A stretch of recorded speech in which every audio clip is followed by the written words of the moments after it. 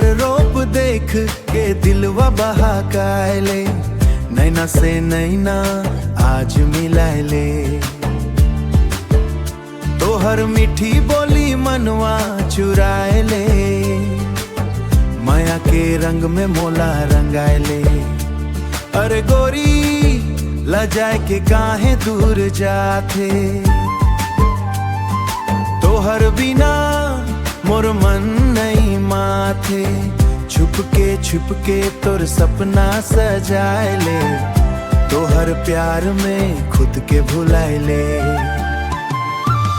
नैना मिलाए ले गोरी, नैना मिलाए ले, मोर दिल के बातला दिल से सुनाए ले। माया के मौसम आयाल रे सजनी, आजा मोर संग जीवन बिताए ले, आजा मोर संग जीवन बिताए ले। तोहर चाल में झूमे सावन के बहार, तोहर हंसी लागे चंदा के उजिया। धड़कन मोर तोहर नाम गुनगुनाए, तोर बिना मोला चैन कहाँ नाए। छुई मुई जैसा लाज तोर गाल में, माया बस गे है मोर हर ख्याल में। दिन रात तोहर सपना सजाए ले, आजा मोर संग नैना मिलाए ले। माया के राह में दुनिया रोकाए अगर,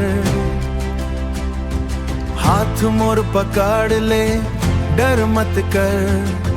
जन्म जन्म के साथ निभाए ले, मोर संग अपनिया बसाए ले।